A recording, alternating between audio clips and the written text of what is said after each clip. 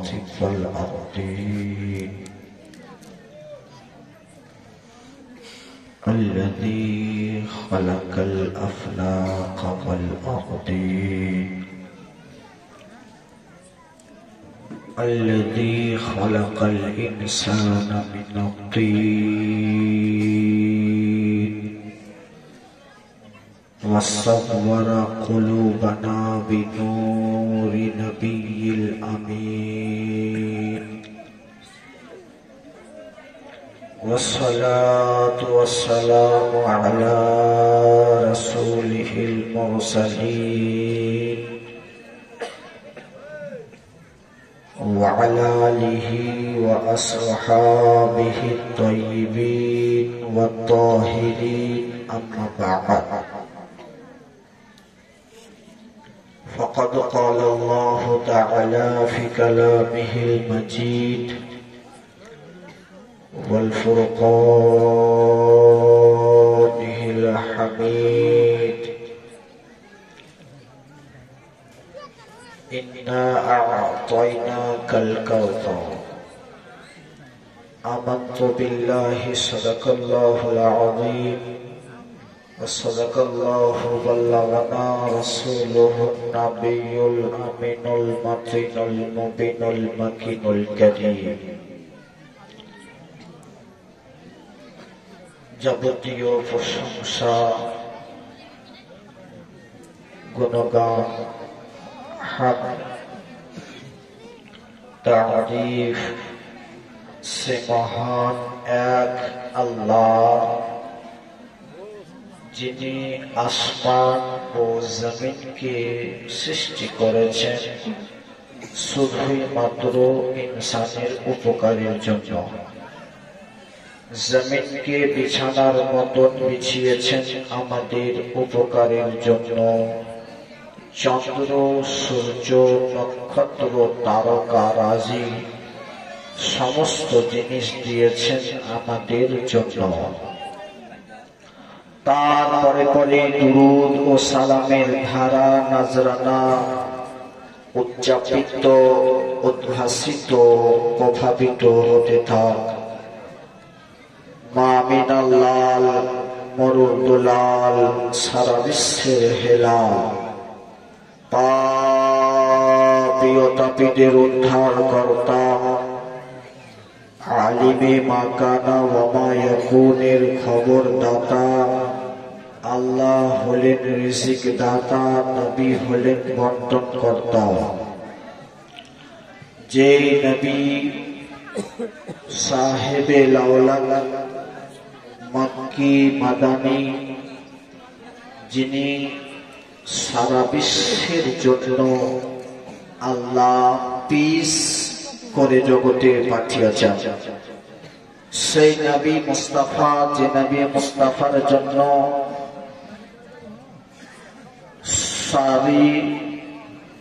চারিদিকের মানুষের জবান থেকে শুনতে পাওয়া যায়, if you want to be a teacher, follow the Prophet of Islam.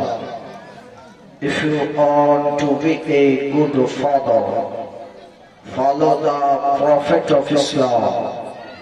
If you want to be a doctor, follow the Prophet of Islam. If you want to be a master, follow the Prophet of Islam.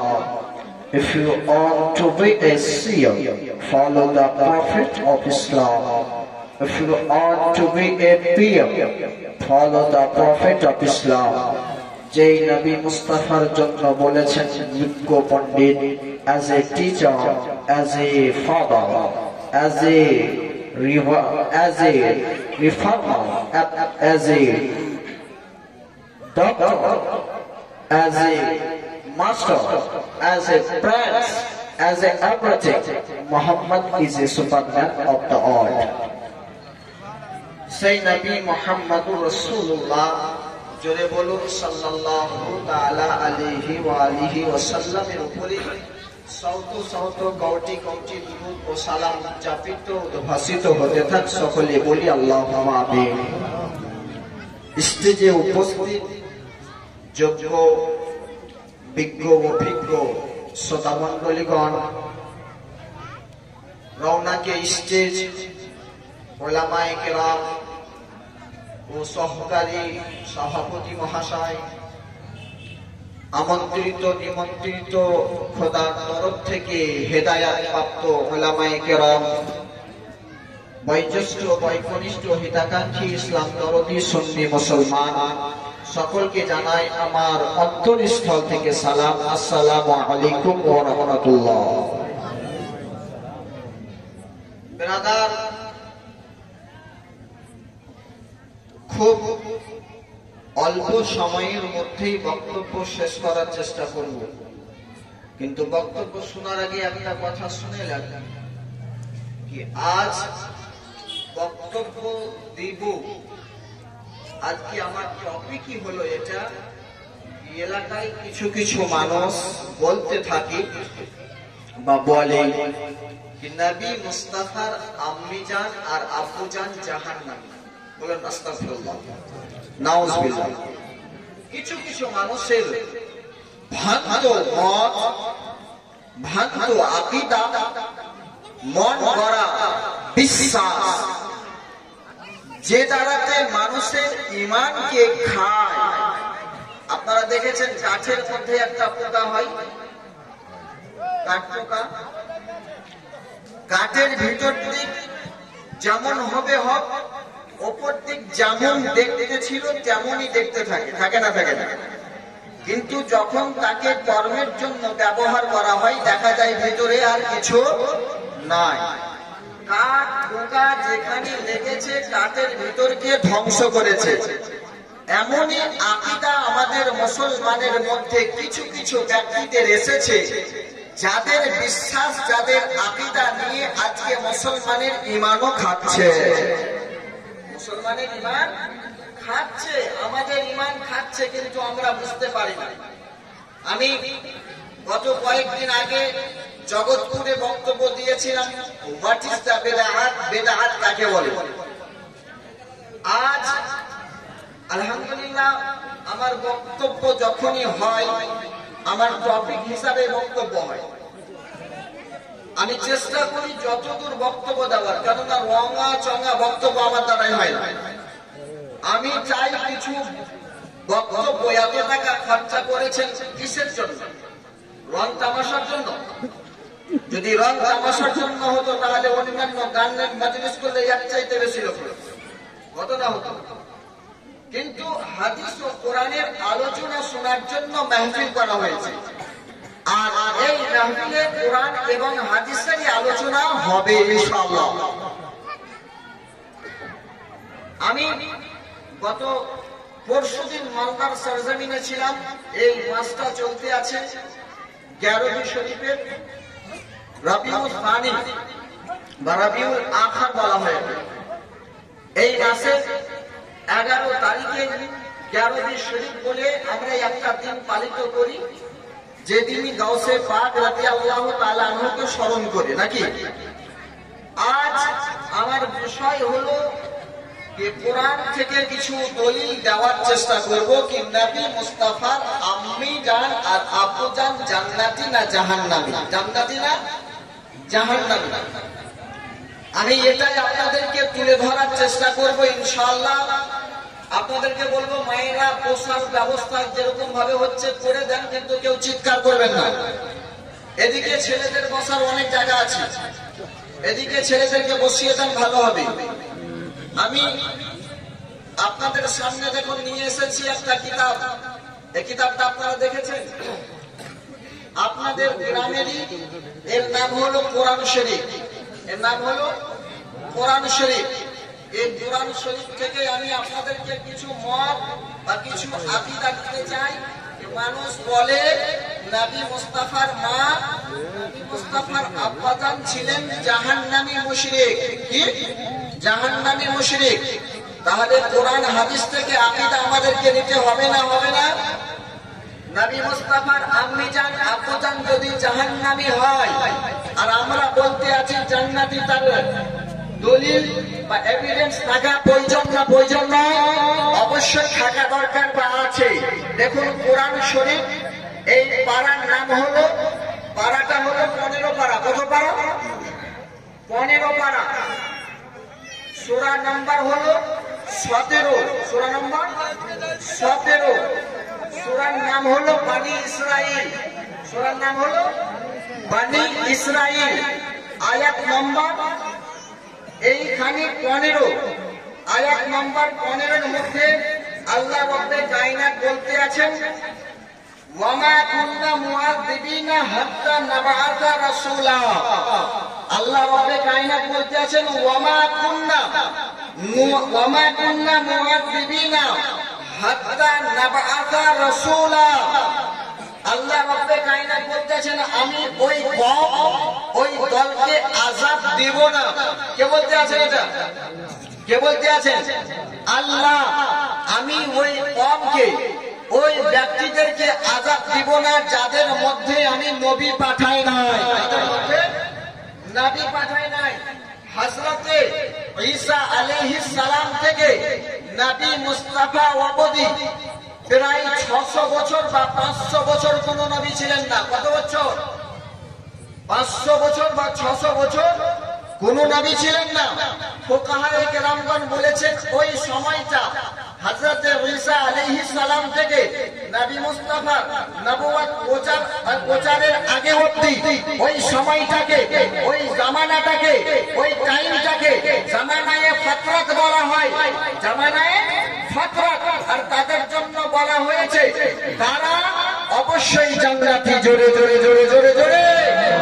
যদি আল্লাহকে এক মেনেছে, হযরতে নবী পাক ঈসাকে নবী মেনেছে, নবীকে আল্লাহর বেটা মানেননি, আল্লাহকে আল্লাহ মেনেছে, পূজা করেননি, আল্লাহ পরওয়ারদিগারে আলম কোরআনটাকে ঘোষণা করতে আছেন ওয়ামা কুন্না মুআযিবিনা হাত্তা নাবআসা রাসূলা। আমি আল্লাহ ওই দলের উপরে, আমি আল্লাহ ওই গ্রন্থের উপরে, আমি আল্লাহ ওই জামাতের উপরে, আমি আল্লাহ ওই মানুষের উপরে জাহান্নামের আযাব দিব না। জোরে জোরে জোরে জোরে। আল্লাহ বলতেছেন ওয়ামা কুন্না মুআযিবিনা হাত্তা নাবআসা ফীহিম হাত্তা নাবআসা রাসূলা। যেই দলের মধ্যে আমি নবী পাঠাই নাই, যেই দলের মধ্যে আমি রাসূল পাঠাই নাই, সেই দলের উপরে আমি আল্লাহ আযাব দিব না।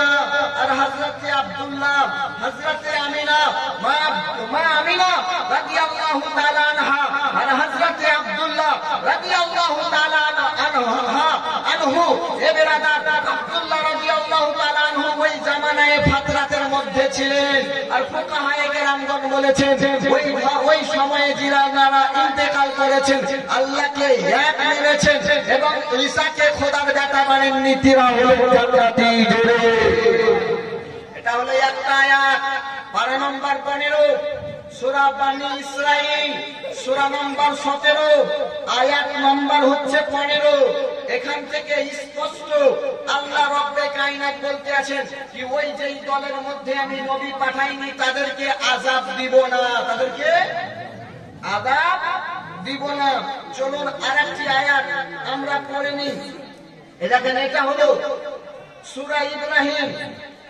এই সূরা ইব্রাহিম আল্লাহ পাক পরওয়ারদিগারে আলম এই সূরা ইব্রাহিমের মধ্যে রব্বে কায়নাত বলেছেন, আল্লাহ খালিকে কায়নাত বলেছেন এই সূরার মধ্যে কি নবী পাক সাহেবে লাউলাকের জন্য কি আল্লাহ পাক পরওয়ারদিগারে আলম নবী মুস্তাফা।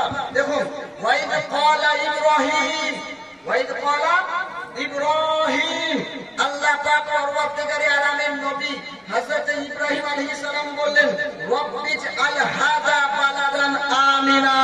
জোরে। আল্লাহ পাক পরওয়ারদিগারে আলমের নবী হযরত ইব্রাহিম আলাইহিস সালাম বললেন রব্বিজআল হাযা বালাদা আমিনা, ইয়া আল্লাহ রব্বে কায়নাত এই শহরকে তুমি নিরাপদ শহর বানিয়ে দাও। জোরে বলবেন না?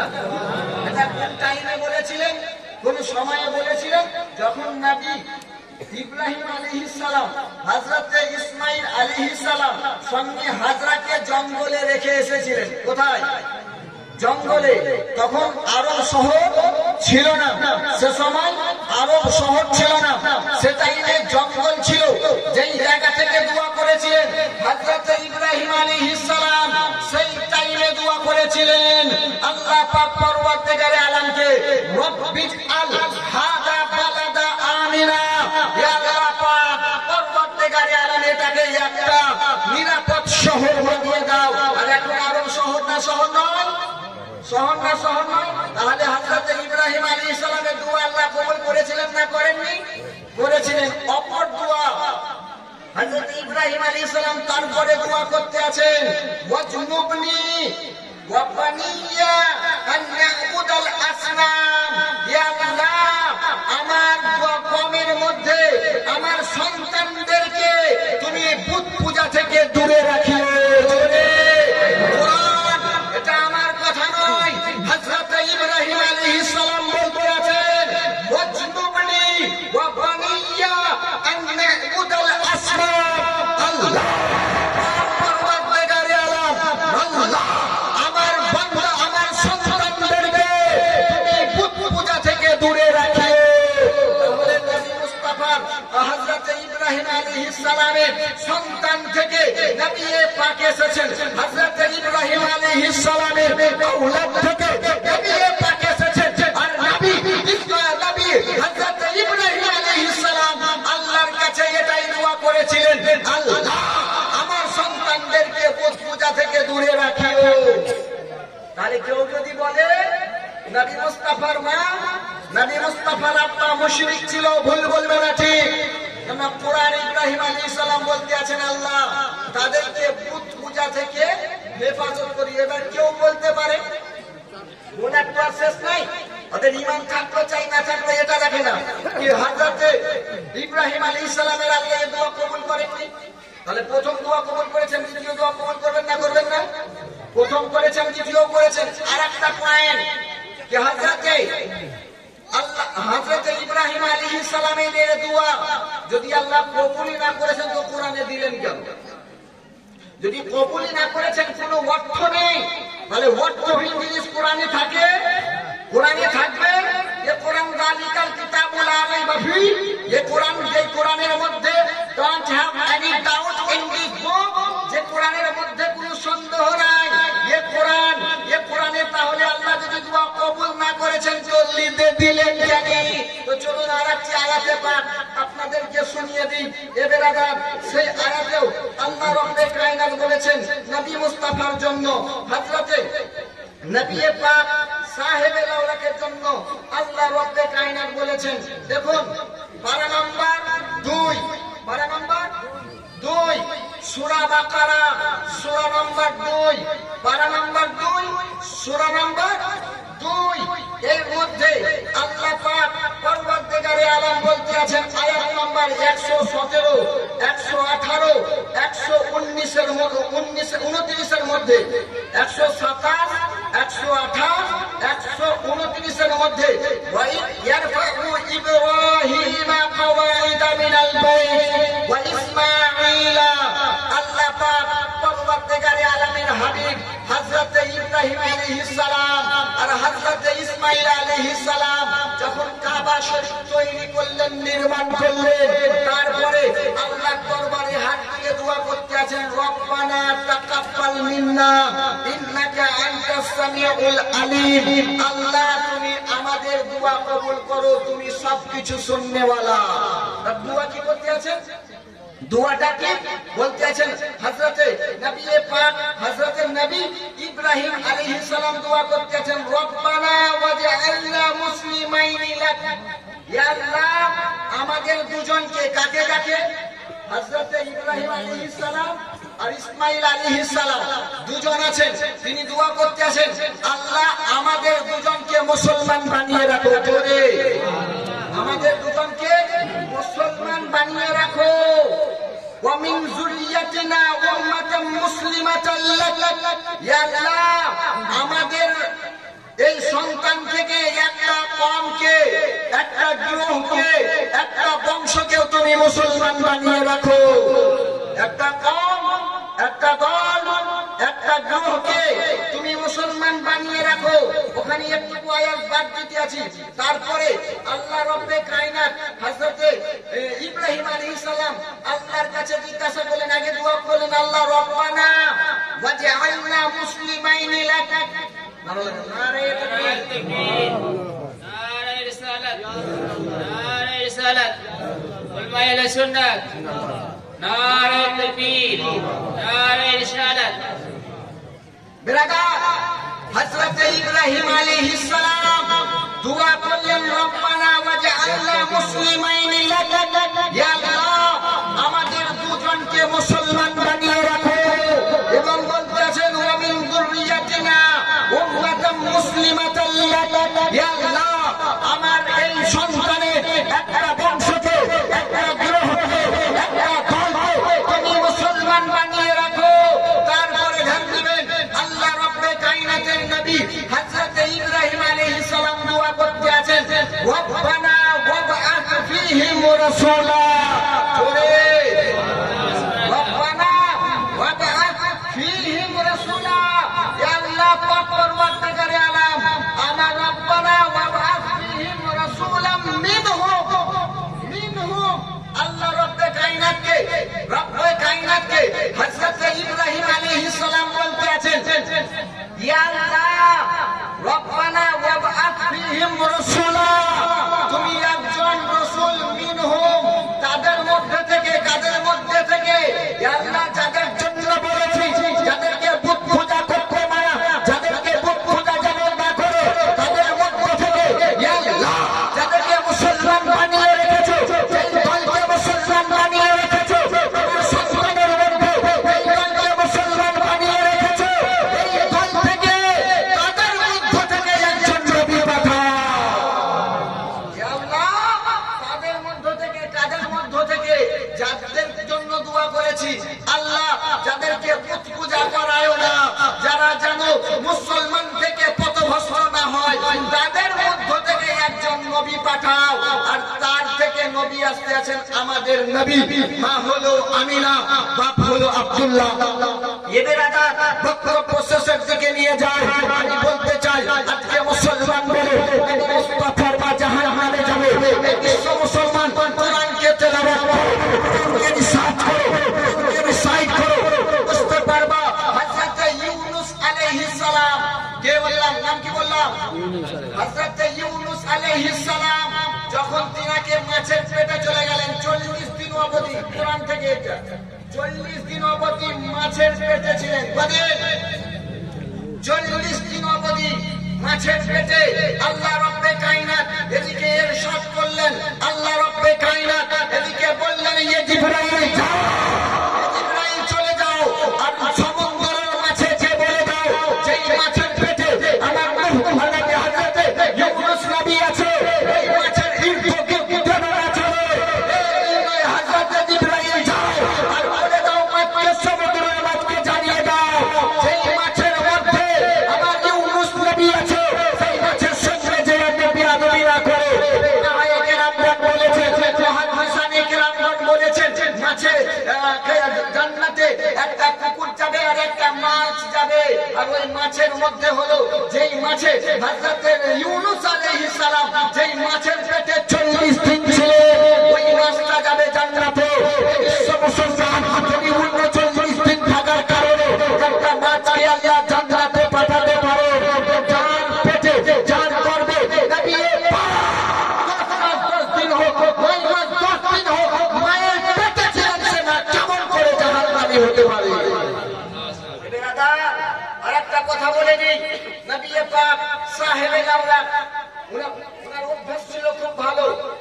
বাড়িতে আসার পর যদি স্ত্রীদেরকে দেখতেন, স্ত্রীরা রান্না করতে দেরি হতো, স্ত্রীদেরকে বকতেন না, মায়েদেরকে বকতেন না, কাজে সহযোগিতা করে রুটি না হলে রুটি তৈরি করে দিতেন।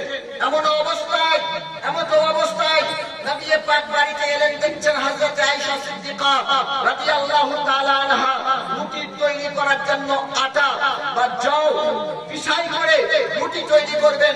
নবী মুস্তাফা জিজ্ঞাসা বললেন, ইয়া আয়েশা রুটি তৈরি করবা, তো চলো আগুন দাও, আমি রুটি তোমার চুলার মধ্যে দিয়ে দিই।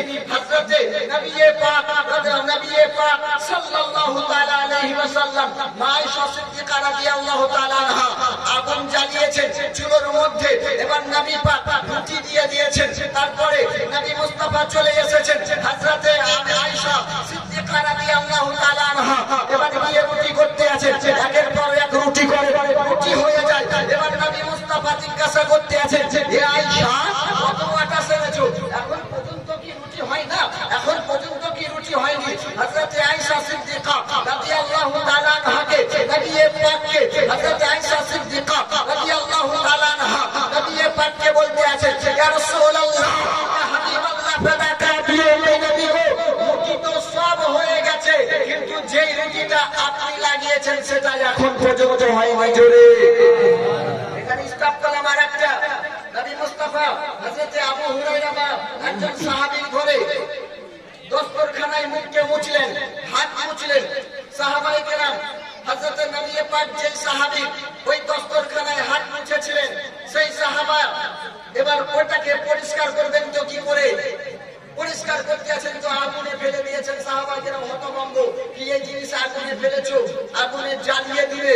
কিছুক্ষণ পর দেখতে আছে ওই দস্তরখানা পুড়ে নাই, বরঞ্চ পরিষ্কার হয়ে বার হচ্ছে। জোরে নবী পাক যেই দস্তরখানায় মুখ মুছেছে, সেই দস্তরখানা যদি আগুন জ্বালাতে না পারে, যেই হাতে যেই রুটির মধ্যে নবী পাক হাত দিয়েছে, ওই রুটি যদি না হয় বিশ্ব মুসলমান চারশো করবে। নবী পাক 10 দিন ছিলেন, তাকে কেমন করে জাহান্নামের আগুন জ্বালাবে?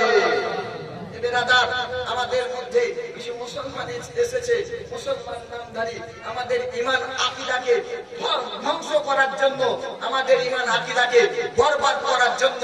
কিন্তু আমাদেরকে সচেতন থাকতে হবে। এ বেরাদার, আল্লাহর নবী সাল্লাল্লাহু তাআলা আলাইহি সাল্লামের আম্মি জান, আব্বু জান জান্নাতি জান্নাতি জান্নাতি, এর মধ্যে কোনো সন্দেহ নেই। এর দলিল বহু আছে, আর বক্তব্য বাড়াচ্ছি না, এখান থেকে সমাপ্ত করি। ওয়াকুলু দাওয়ানা আলহামদুলিল্লাহি রাব্বিল আলামিন। আয়াত বাকি তো মুলাকাত বাকি। আসসালামু আলাইকুম ওয়া রাহমাতুল্লাহি তাআলা ওয়া বারাকাতুহু।